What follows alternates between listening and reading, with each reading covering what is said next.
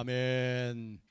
오늘 말씀을 가지고 새로운 생활 방식이라는 제목을 가지고 말씀을 나누려고 합니다. 새로운 생활 방식에는 두 가지가 있어요. 두 가지.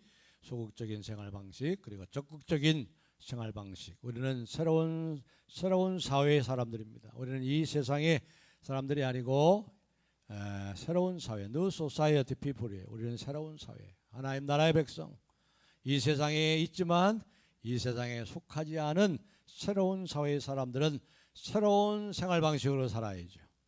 오늘 그 문제를 얘기하려고 합니다. 우리가 지난 시간에는 그리스도인이 누구인가, 저와 여러분이 정체성에 대해서 말씀드렸죠. 우리가 누구인가, 그리고 우리가 누구인가를 깨달았을 때, 알았을 때 그 지위, 그 높은 지위, 영광스러운 지위, 왕 같은 제사장이요, 거룩한 나라요, 무엇보다도 하나님의 소유된 백성이다. 하나님의 소유된 백성, 하나님 자기 소유된 백성. 이스라엘아, 너같이 복 있는 자가 누구냐? 너같이 하나님의 보호하심을 받고 하나님의 사랑을 받는 자가 어디 있느냐? 이스라엘아, 참으로 너희는 복이 있는 자로다. 우리가 영적인 이스라엘이에요. 하나님의 소유가 됐어요. 하나님이 우리를 소유 삼으시고, 하나님의 소유니까 우리를 얼마나 아끼시고 얼마나 눈동자같이 지켜 보호해 주시겠어요. 얼마나 우리가 존귀한 자인가, 우리의 지위가 얼마나 영광스럽고 놀라운 건가, 이걸 생각했고, 그리고 거기에 따르는 뭐예요? 노블레스, 오블리제, 노블레스, 오블리게이션, 그와 같은 높은 지위를 가진 자답게 거기에 따른 뭐가 있어요? 책임과 사명이 있단 말이에요. 그 사명이 뭐죠? 우리를 어두운 데서 불러내어 그의 기이한 빛에 들어가게 하신 이의 아름다운 은덕을 선포하게 하려 하심이라. 하나님의 덕, 하나님의 은덕, 은총을 이 세상에 우리의 입술로, 우리의 삶으로, 우리의 행실로 전파하는. 그래서 오늘 그 말씀을 더 구체적으로 생각하는 거예요. 그 말씀에 이어서 하나님의 아름다운 은덕을 선포하는 것이, 이게 새로운 삶의 방식이라 이 말이에요. 어떻게 하냐 이 말이에요. 새로운 삶의 방식으로 하나님의 덕을 이 세상에 선포하고 증거하는데, 그 새로운 생활 방식이 뭐예요? 바로 두 가지가 있다는 거죠. 소극적으로 그리고 적극적으로. 이것이 바로 우리의 사명이라 이 말이에요. 새로운 생활 방식으로 마땅히 살아가야 되는 것이 바로 우리의 사명이고, 우리 새로운 생활 방식이다. 그 말씀 오늘 들려가는 겁니다. 자, 그럼 먼저 이 본론에 들어가기 전에 오늘 12절 말씀 가운데 먼저 왜 그 당시 로마 시대에 2000년 전에 이 편지를 받고 있는 이 그리스도인들이, 교회들이 말이죠, 그 로마의 사회로부터 악행하는 자들이라고 비난을 받고 있었어요. 이상하죠? 악행을 하는 자들이다. 저 그리스도인들은 악행을 하는 자들이야. 여기 12절에 얘기하고 있죠. 우리 12절을 다 같이 한번 읽겠습니다. 12절, 12절 시작. 너희가 이방인 중에서 행실을 선하게 가져 너희를 악행한다고 비방하는 자들로 하여금 너희 선한 일을 보고 오시는 날에 하나님께 영광을 돌리게 하려 하심이라. 아멘. 그리스도인들 향해서 뭐라고 그래요? 저 악행을 하는 자들, 이렇게 비난을 하고 있단 말이에요. 이상하죠? 왜 저들이 그리스도인을 향해서 악행을 한다고 그래요? 그 이유는 그들이 정말 악을 행해서 그런 게 아니에요. 악행해서 그런 게 아니고, 그 당시에 폐역한 이 로마의 그 문화, 그 타락한 세속 문화에 동조하지 않고 동참하지 않으니까 그냥 까닭 없이 비난하는 거예요. 꼴도 보기 싫은 거예요. 그래서 하나의 별명이 갖고 와요. 별명이, 그들에게 그 그리스도인들의 이름이 앞에 붙여진 별명처럼. 로마 사회, 로마의 그 당시 사람들이 선이라고 믿고 따라가는 그 넓은 길, 그 과정을 교회가 따르지 않았기 때문에, 그래서 그냥 까닭 없이 비난하는 거예요. 악행하는 자들이다. 뭐 구체적으로 무슨 예를 들어가지고, 사례를 들어가지고 저들 이런 악행을 한다, 그렇게 하면 이게 말이 타당성이 있는데 어떤 구체적인 사례도 없어요. 악행하는 그런 일도 없어요. 그런데 무조건 그냥 갖다가 항상 악행하는 그리스도인들, 낙인을 찍었단 말이에요. 낙인을. 내 편이 아니면 다 악인이지 뭐. 그 당시도 똑같아. 뭐 오늘날이나 그 당시나 다 똑같아요. 내 편 아니면 다 행하는 거지. 다 나쁜 놈들이지. 이렇게 된 거 이렇게 되는 거예요.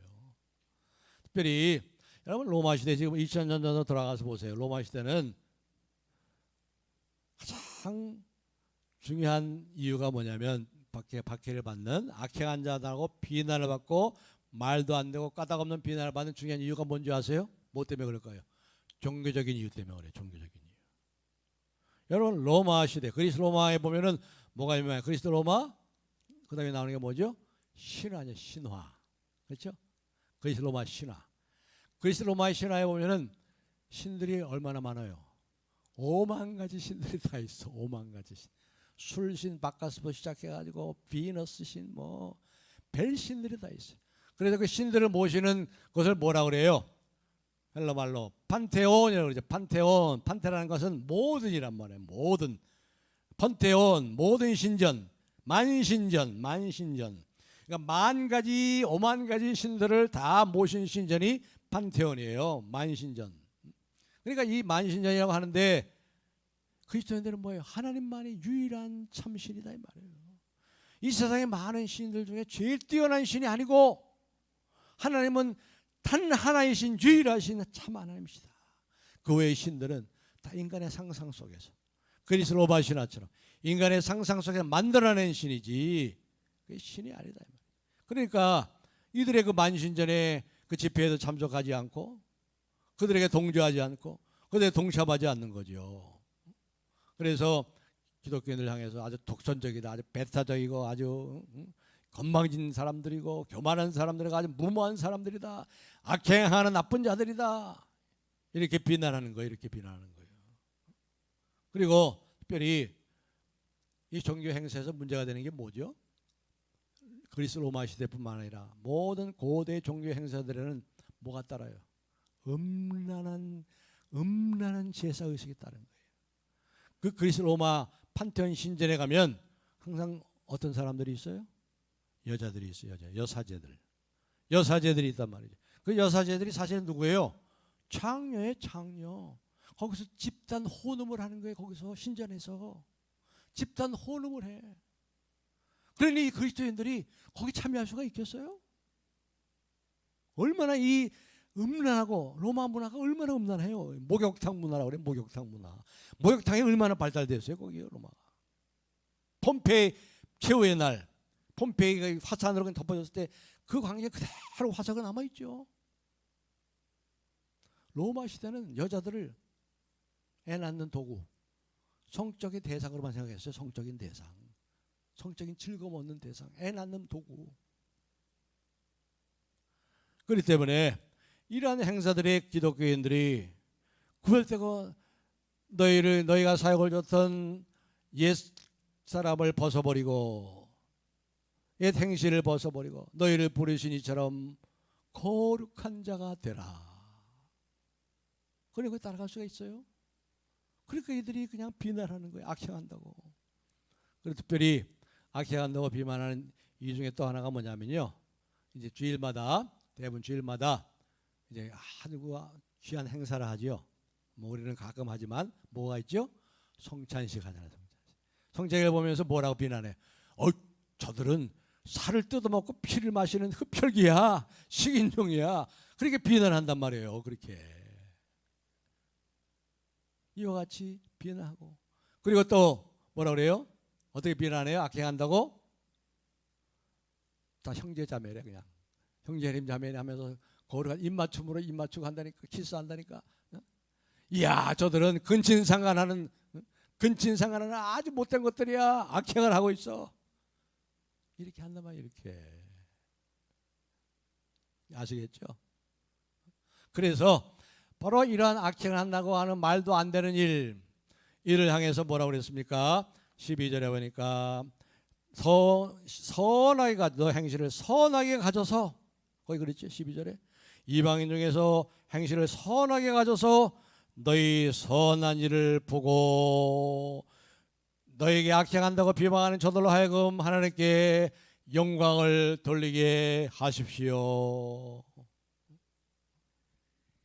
그러니까 비방하는 악행한다고 비방하는 이 세상을 향해서 교회는 적극적으로 선을 행해야 돼요. 새로운 생활 방식으로 살아야 되는 거예요.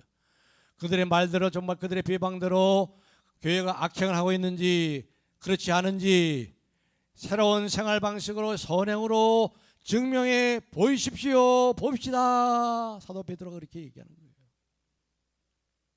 두 가지 면에서 사도 베드로는 말씀합니다. 첫째 소극적으로 11절이 나옵니다. 11절을 다 같이 한 목소리 읽겠습니다. 시작.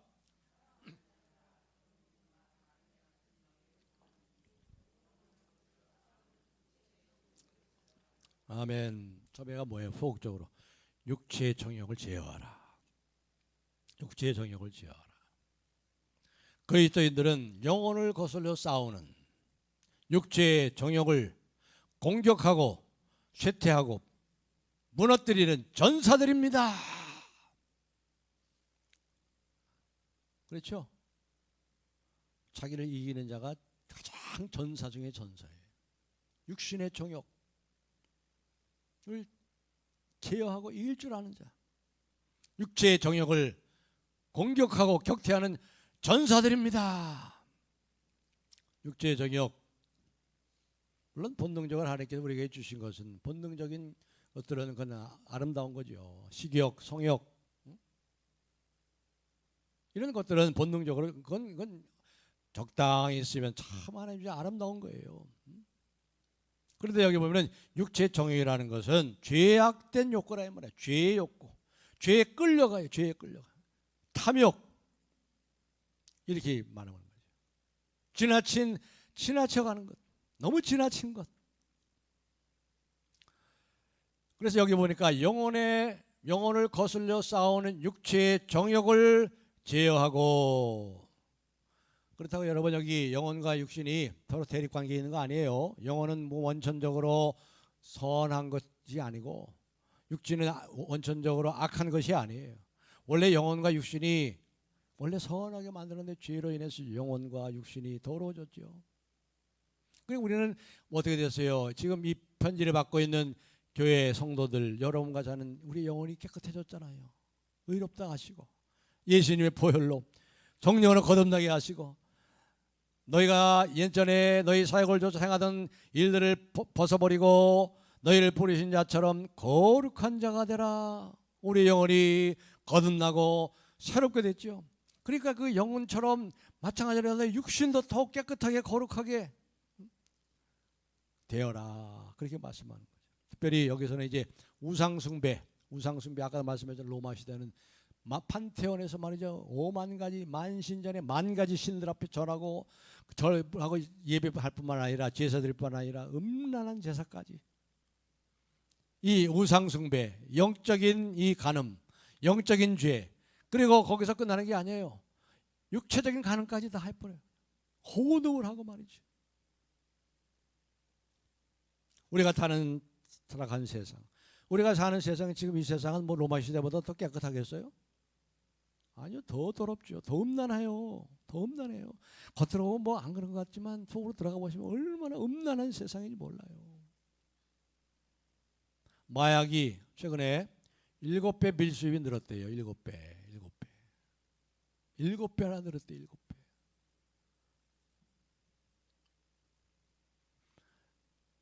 이 타락한 이 세상에서 우리가 먹는 거, 마시는 거, 성에 대한 욕구가 범람한 하수처럼 우리를 휩쓸고 있는 거기서 빠져나오십시오. 육신의 정욕을 제어하라. 사단 마귀는 이 육신의 유혹을 하면서 우리에게 생명을 준다고 그래요. 더 즐거워져, 더 풍성해져. 인생은 즐기면서 사는 거야. 그러면 더 윤택해지고 풍성해져. 하지만 결국 이 사단이 공격하는 대상이 그 영혼을 죽이는 거예요. 영혼을 죽이는 거. 그게 더 자극적인 것을 찾아가잖아요. 그래서 자꾸 이 마약이 점점 수입이 늘어나고 밀수입이 늘어나고 우리의 영혼을 집어삼키려고 하는 거예요. 그래서 영혼을 거슬려 싸우는 육체의 정욕을 제어하고 존 스타트 목사님은 그래서 이렇게 말했어요. 육체의 정욕을 반격하고 이길 수 있는 것은 애정 어린 결혼 생활의 성에 감사하는 것이다. 애정 어린 결혼 생활로 남편이 아내를 사랑하고 아내가 남편을 사랑하고 하나님께서 결혼 안에서 주신 이 성을 하나님께 감사하며 즐기는 것이다. 존 스타트 목사님이요, 총각인데 이렇게 말을 했어요. 이 즐거움을 모르는데도 바울은 뭐 총각 아닙니까? 바울도 복음을 위해서 스스로 고자가 됐잖아요. 독신의 은사가 있지요. 그런데 요즘 주일 오후 예배 우리 이영원 목사님이 말씀하신 것처럼 거기 쭉 나오잖아요. 지금 고린도전서 7장에 보면 쭉 이런 문제가 나오고 있죠. 남자가 남편이 아내의 몸을 주장하고 아내는 남편의 몸을 주장하라. 자기가 자기 몸을 주장하는 것이 아니요 아내가 남편 몸을 주장하고, 이런 말씀들이 다 있는 거죠. 그러니까 존 스타트 목사님도 바로 이렇게 얘기했어요. 우리가 육체적인 이 정욕을 제어하고 이길 수 있는 방법은 그리스도 예수 안에서 부부가 되고 이 부부 사이에 아주 애정 어린 이러한 결혼 생활의 이 성에 대해서 참 감사하고 즐기는 것이다. 성은 사단 마귀의 발명품이 아니에요. 하나님께서 부부에게 주신 아주 귀한 선물 중에 하나지요. 그렇습니다. 우리는 이 세상에 속해 있지만 세상 사람과 달라요. We are in the world. 세상 안에 있지만 we are not of the world. 우리는 세상에 속한 사람들이 아니에요. 육체의 정욕을 제어하라. 그러면서 육체 남은 때를 사는 지혜를 배우라고 합니다. 여기 우리 나중에 또 생각해 보겠습니다만은 4장 2절 한번 보세요. 4장 2절, 베드로전서 4장 2절을 우리 다 같이 보겠습니다. 시작. 그 후로는 다시 사람의 정욕을 따르지 않고 하나님의 뜻을 따라 육체의 남은 때를 살게 하려 함이라. 육체의 남은 때를, 이제는 너희가 전에 하나님 알지 못할 때 너희 사욕을 쫓아 살던 것을 다 벗어버리고 너희를 부르신 이처럼 거룩하게 이제 육체의 남은 때를 살아라.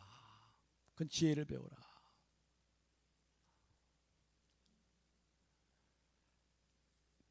그러면서 우리에게 이 사도 베드로가 말이죠, 여기 2장 11절로 다시 가시면요, 우리를 향해서 뭐라고 부르고 있어요? 사랑하는 자들아, 사랑하는 자들아. 이 말씀은 베드로사를 통해서 우리에게 주시는 말씀이죠. 저와 여러분을 향해서 너는 내 사랑하는 딸이라, 내가 너를 사랑하노라. 너는 내 사랑하는 아들이야, 내가 너를 참으로 기뻐해. 여러분, 제가 늘 말씀하지만 우리가 무슨 하나님께 이쁜 짓을 해서 하나님 우리를 사랑하는 게 아니에요. 하나님 인간의 아내시기에 하나님은 사랑이시라. 우리의 존재가 하나님께 사랑이야. 우리의 존재 자체를 하나님이 사랑하시. 우리 성령으로 거듭나게 하시고 하나님의 소유된 백성으로 삼은 여러분 한 사람 한 사람을 하나님이 더할 나위 없이 사랑하셨어요. 하나님이 여러분이 하나님을 기쁘게 하고 한다고 해서 하나님이 여러분을 더 사랑하신다고 하지 않았어요. 하나님께 여러분이 속을 썩이고 마음을 아프게 하고 하나님 말씀대로 순종하지 않고 그렇게 살았다고 해서 하나님 여러분을 덜 사랑하지도 않아요. 이분이 하나님이요, 하나님의 사랑이에요. 그래서 사랑하는 자들아, 거기 앞에 10절에도 그랬죠. 10절 다 같이 읽어보겠습니다. 2장 10절 시작. 너희가 전에는 백성이 아니더니 이제는 하나님의 백성이요, 전에는 국류를 얻지 못하였더니 이제는 국류를 얻은 자니라. 아멘. 하나님이 우리를 한번 국률이 여겨주시면 그 사람은 다 된 거예요. 그 사람은 정말 복된 사람이에요.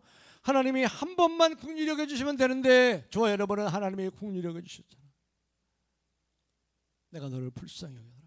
한 사람의 인생이, 한 사람의 그 운명이 뭐에 의해서 결정된다고요? 하나님이 그 사람을 어떻게 보아주느냐에 결정이 되는 거예요. 근데 하나님 저와 여러분을 어떻게 보아주세요? 불쌍히 여기시고 사랑으로 보아주신다 이 말이지.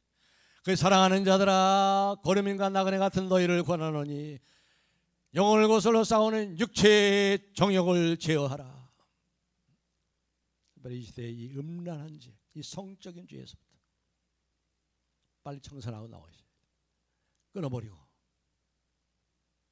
그리고 두 번째 적극적인 측면에서는 뭐냐? 12절 말씀을 다 같이 우리 요절 말씀 읽겠습니다. 시작.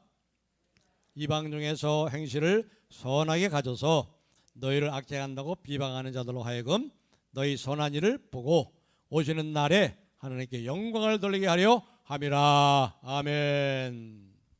선한 행실로, 새로운 생활 방식으로 적극적으로 선한 행실로 나타내 보여라. 우리가 소금과 빛이라고 그러죠. 우리가 소금과 빛이에요. 소금과 빛이 되어라가 아니에요. 우리는 소금과 빛이에요. 이미 소금은 짠맛을 내고, 그리고 가는 곳마다 부패한 것을 방지하고 또 맛있게 만드는 거예요. 그리스도인들은 그곳을 가면 맛있게 만들어야 돼. 그 사람이 있으므로 맛이 있어야 돼. 즐겁고 말이죠. 그 분위기가, 우울한 분위기가 즐거움을 바뀌고 말이에요. 이게 그리스도인이 빛이에요. 어둠이 물러가요. 기이한 빛이에요. 그 사람이 가면 이 사람이 빛이 비쳐. 얼굴에 빛이 비쳐. 이게 그리스도인이에요. 그런데 실제 생활 속에서 소금과 빛으로 사는 게 이게 쉬운 게 아니에요. 사실은 엄청난 도전입니다. 이건 용기가 필요해요. 용기만 필요한 게 아니라 지혜도 필요해요. 지혜도. 때로는 희생을 강요해야 됩니다. 어두운 세상이기 때문에, 부패한 세상이고 뒤죽박죽된 세상에서 올곧은 길을 가려고 하니까 희생을 각오해야 돼요.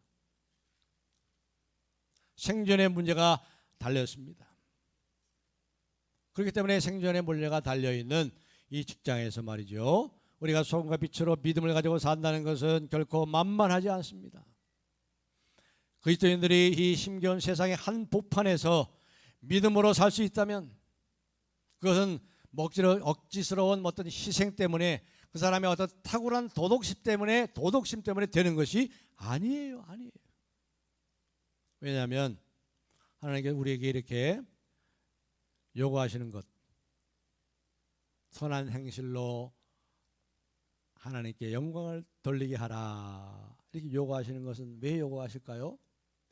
하나님께서 먼저 우리에게 그 할 수 있는 능력을 주셨기 때문에 요구하시는 거예요. 그래서 우리는 할 수 있는 거예요. 우리가 먼저 받지 않으면 우리는 결코 내놓지 않고 내놓을 것도 없는 뻔한 인생들입니다. 그래서 하나님은 한없이 주세요. 한없이 주세요. 주시고 자기 아들까지 주시고 자기 생명을 주시고 기뻐하시고, 천국에서도요 계속 우리는 받고 살아요. 은혜로. 천국에서 은혜로 사는 거예요. 하나님 우리에게 무엇을 요구하기 전에 먼저 주십니다. 은혜를 베푸십니다. 내가 너희를 사랑한 것처럼 너희도 서로 사랑하라. 내가 너희를 불쌍히 여긴 것처럼 너희도 불쌍히 여기라. 너희가 거저 받았으니 거저 주어라. 그렇죠? 먼저 주셨잖아요. 우리. 하나님께서 우리에게 이와 같이 선한 행실을, 새로운 생활 방식을 요구했다면 그 새로운 생활 방식으로 살아갈 수 있도록 순정하고도 남을 만한 그 이유 넘치는 은혜를 먼저 주신 거예요. 그게 뭐예요? 입이 더럽지 않고 쇠하지 않고 사라지지 않고 썩지 않는, 허무하지 않은 영원한 나라, 새 하늘과 새 땅 이미 우리에게 주셨잖아요. 이 땅에 하나님 나라를 가져오셨잖아요. 2000년 전에 우리 주님이. 그래서 우리가 하나님 나라의 통치를 받는 사람들은 그 하나님 나라에서 사는 거예요. 지금 이 세상에 살지만, 두 세상을 살지만 하나님 나라에 살고 우리의 시민권은 하늘에 있는지라. 의와 평강과 희락을 살아요. 절망스러운 이 세상, 슬픔과 고난이 가득한 세상에서도 그 기쁨을 잃어버리지 않습니다. 하나님이 주시는 그 평강을 누리며 삽니다. 의롭게 삽니다. 하나님의 나라가 왔기 때문에 우리는 이미 받았어요. 그리고 이제 완전히 누릴 날이 곧 옵니다. 우리 주님이 오시는 날. 우리가 이렇게 하나님의 사랑받는 자녀임을 잊어서는 안 되죠. 그래서 오늘 호칭에 사랑하는 자들아, 거름인과 나그네 같은 너희를 권하니. 여러분은 지나고 있어요. 지나고 다. 이 세상이 지나가고 있어요. 그리고 곧 지나고 곧 끝이 납니다. 곧 끝이 나요. 어제도 뉴욕에 3시간 동안 100mm가 와가지고, 뉴욕에 100mm 비가 와가지고요, 그냥 교통이 마비되고 정전이 되고 난리가 없어. 지금까지 그런 적이 없대. 3시간 만에 지금 이 10월 9월 말에 100mm가 와가지고 말이에요. 지금 금년에 얼마나 많은 재앙들이 있었습니까? 내년에 더 할 거예요. 내년에 더 할 거예요.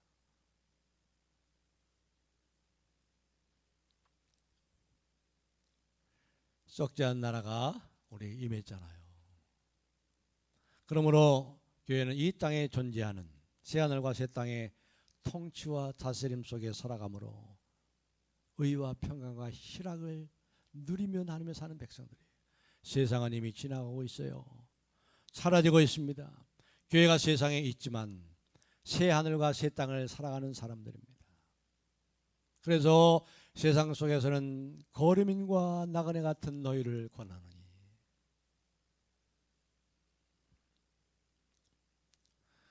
특별히 그러면서 여기에서 우리를 뭐라고 그랬어요? 왕같은 제사장들이요, 거룩한 나라요. 그렇기 때문에 여러분들 매일 아침에 이제 직장에 출근하시면서 이제 내일 모레 이틀도 쉬었다. 또 일주일 동안 쉬는 참 평생에 한 번 있을까 말까 그런 휴가를 지금 즐기고 계신데, 이제 수요일 되면 이제 또 출근하시잖아요. 수요일 날 출근하실 때 직장에 딱 들어갈 때 여러분 속으로 외치세요. 이렇게 외치세요. 오늘도 나는 하나님 나라의 제사장으로 여기에 들어간다.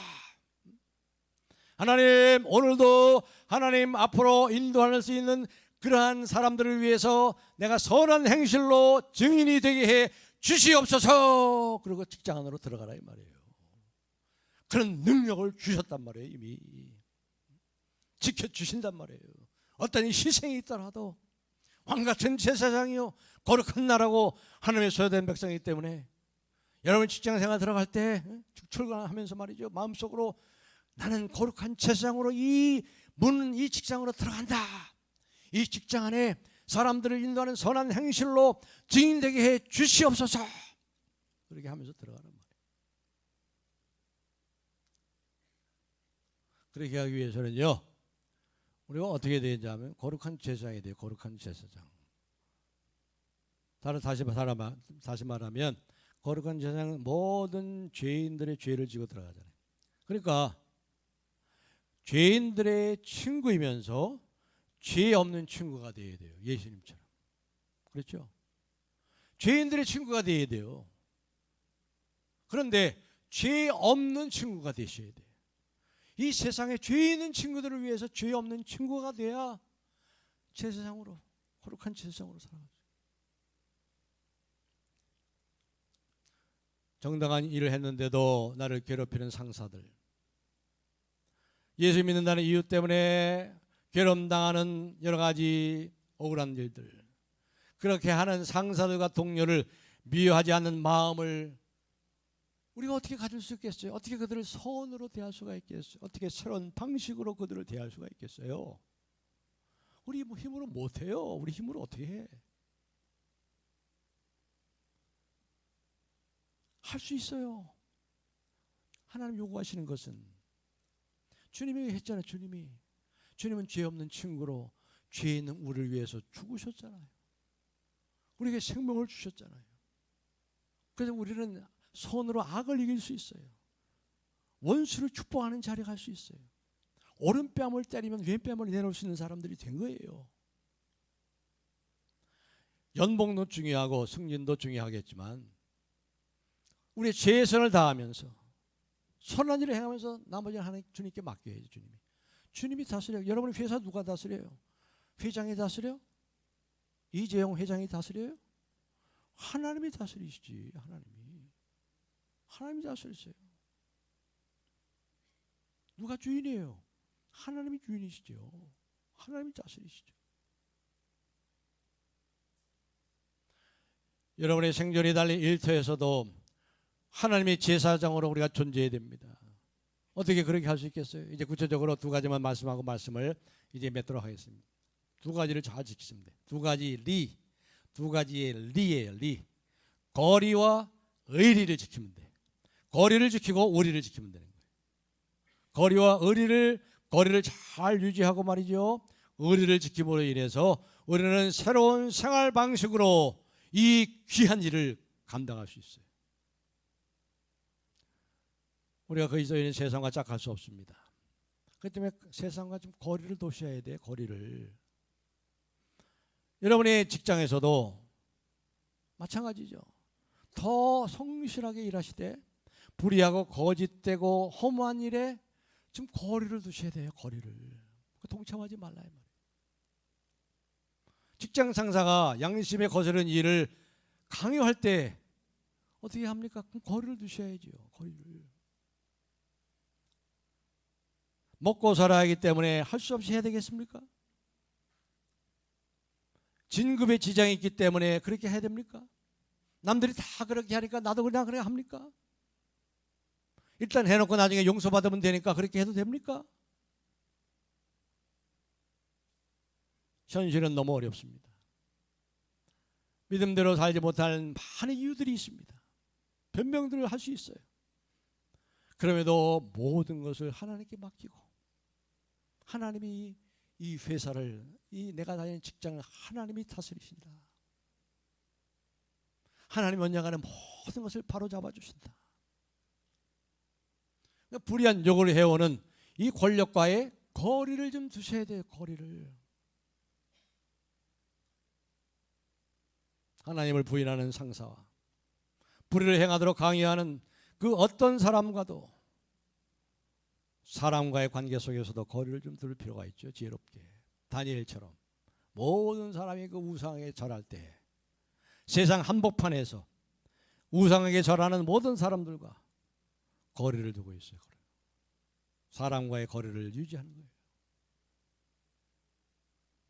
이 세상의 불의에 따라 이 세상의 불의가 요구한 대로 그렇게 한다고 해서 여러분의 미래가 탄탄할 것 같아요? 아니에요. 왜요? 하나님이 다스리시니까. 의로우신 하나님이 다스리기 때문에. 그런 믿음을 갖고 사셔야지. 교회 안에서나 직장에서나 똑같은 믿음이에요. 똑같은 믿음. 하나님을 두려워하시면 다른 모든 두려움은 다 누가 없어져요. 그 하나님을 두려워하는 두려움이 다 누가 없애버려요. 사람을 두려워하지 마세요. 하나님만을 두려워하십시오. 거리를 유지하십시오. 그리고 의리를 지키세요. 다시 말하면 죄 없는 친구가 되셔야 돼요. 죄 없는 친구가 되어서 죄 있는 친구들을 위해서 의리를 지키셔야 돼요. 그들의 친구로 남아 있어야 돼요. 여러분을 해코지하고 여러분에게 여러 가지 상처를 준 저 죄인들을 죄인인 친구들을 위해서 여러분들이 의리를 지키고 의리를 지키기 위해서는 죄 없는 친구로 의리를 지켜야죠. 똑같이 죄를 범해가지고 되지 않죠.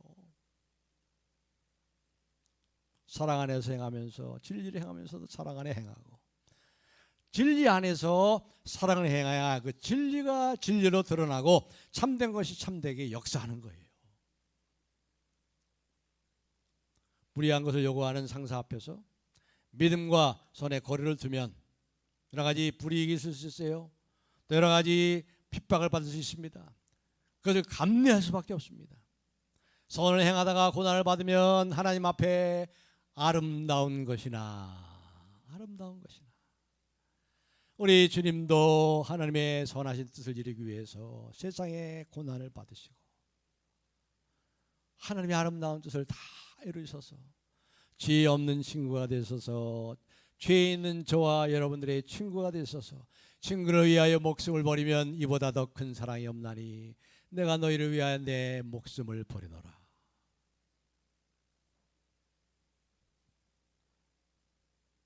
그러니까 여러분을 핍박하고 여러분을 괴롭게 했던 그 사람이, 그 상사가, 그 동료가 어려움에 처하거든 그에게 가장 먼저 달려가는 의리의 사람이 되셔야지. 그런 의리는 있어야지. 죄인들의 이 죄인들의 친구, 죄인인 친구들의 죄 없는 친구가 돼가지고 그들의 곁에 있어주고 말이죠. 그들의 허물을 덮어주고 그들의 위로와 격려가 되어주는, 이게 의리인 거예요. 이게 의리. 그것이 사랑이죠. 그래서 2장 9절 하반절에 너희를 어두운 데서 불러내어 기이한 빛에 들어가신 이의 아름다운 덕을, 은덕, 은혜와 덕, 긍휼하심, 사랑, 헤세드, 인자하심 선포하게 하려 함이라. 이게 바로 새로운 생활 방식인 것입니다. 그 결과는 어떻게 될까요? 그 결과 보시면 2장 12절 마지막에 보시면 뭐라고 그랬습니까? 너희 선한 일을 보고, 그 다음에 다 같이요, 오시는 날에 하나님께 영광을 돌리게 하려 하십니다. 굉장히 의미심장한 말씀이에요. 하나님께 영광. 우리는 맨날 하나님께 영광 하죠. 하나님이요, 하나님의 영광에 얼마나 관심이 있으신지 아세요? 하나님의 최고의 관심은 하나님의 이름, 하나님의 이름. 하나님이 하나님의 이름을 얼마나 아끼시는지 아세요? 하나님이 가장 아끼시고 가장 심각하게 생각하는 것이 하나님의 이름이, 하나님의 이름, 하나님의 영광의 영광. 그래서 웨스트민스터 신앙고백서 1번에 보면 사람의 제일 된 목적이 무엇이냐? 하나님을 즐거워하고 하나님을 영화롭게 하는 것이다. 영화롭게. 흩어져 있는 이 교회들을 향해서, 이 세상 한복판에 살고 있는 그들을 향해서 하나님의 이 이름을 의식하고 살아. 이 이름, 하나님의 이름이 땅에 떨어지면, 하나님의 영광의 모욕을 받으면 결국 뭐예요? 교회 자신도 밟히고 버려지고 교회의 명운이 하나님의 그 아름다운 이름에 있는 거예요. 이름. 하나님은 하나님의 거룩한 이름을 얼마나 아끼시는지 아세요? 한번 성경 찾아보겠습니다. 이사야 48장 9절과 11절을 다 같이 한번 읽겠습니다. 시작. 내 이름을 위하여, 내 영광을 위하여 내가 참고 너를 멸절하지 아니하리라. 나는 나를 위하여 있는 일을 이룰 것이라. 어찌 내 이름을 욕되게 하리요, 내 영광을 다른 자에게 주지 아니하리라. 아멘. 여러분, 하나님께서 왜 여러분을 죄대로 멸절시키지 않은지 아세요? 왜 그런지 아세요? 여러분 불쌍해서? 그것보다 중요한 게 하나님 이름 때문에. 하나님 이름 때문에. 하나님의 이름이 모욕을 받을까 봐. 하나님은 사랑이시잖아요. 사랑이라고 하면서 멸절시키면 하나님의 이름이 뭐가 돼? 그래서 모세가 그랬죠. 모세가 하도 속을 썩이니까 하나님께서 어떻게 했어요? 모세, 야, 내가 저들을 싹 쓸어버리고 너로 하여금 새로운 민족을 만들어 하겠다. 그러니까 모세가 뭐라 그래요? 하나님, 그렇게 하면 하나님의 이름이 어떻게 됩니까? 하나님의 이름이 열방 가운데 모욕을 받게 되지 않습니까? 하나님이 그들을 멸절하지 않으셨잖아요. 왜요? 하나님 이름 때문에 그래요. 이름 때문에. 그걸 아셔야 돼요, 여러분. 교회가 하나님의 이름을 욕되게 하면 안 되죠. 하나님 이름을 높여야지. 그래서 예수님의 기도 가운데 주기도문의 첫째가 뭐예요? 이름이 거룩히 여김을 받으시오며. 이게 첫 번째예요. 하늘에 계신 우리 아버지요, 이름이 거룩히 여김을 받으시오며. 시편 23편에 다윗이 뭐라고 그랬어요? 주의 이름을 위하여 의의 길로 인도하시는도다. 하나님은 자기의 이름을 이렇게 아끼세요. 우리도 아껴야죠. 어떻게 함으로? 새로운 생활 방식으로. 그렇게 살면, 여기 보면 거기 이제 하나님께 영광을 돌리게 하라면하고 앞에 무슨 말이 있나요? 무슨 말이 있죠? 오시는 날에. 지금뿐만 아니라 오시는 날에, 예수님이 재림하시는 날 어떻게 돼요? 모든 이방 사람들이, 로마 사람들과 모든 이방 사람들, 이 세상에 이방 사람들 와서 하나님 앞에 이실 짓고 하는 거예요. 오시는 날에.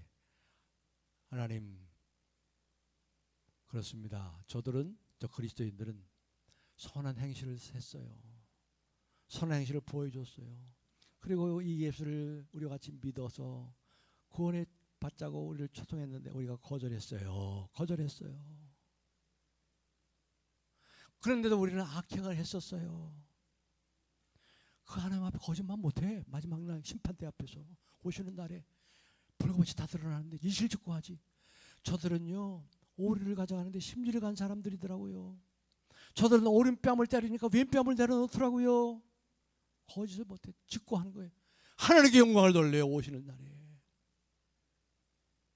사랑하는 성도 여러분, 우리가 그런 사람들이에요. 새로운 생활 방식으로 악행에서 떠나고, 특별히 이 음란한 이 성적인 죄로부터. 성경 한 구절 읽고 말씀을 맺겠습니다. 4장 3절 읽겠습니다. 4장 3절, 베드로전서 4장 3절 다 같이 시작. 너희가 음란과 정욕과 술 취함과 방탕과 향락과 무법한 우상 숭배를 하여 이방인의 뜻을 따라 행한 것은 지나간 때로 족하도다. 이제 똑같았어요. 전부 뭐예요?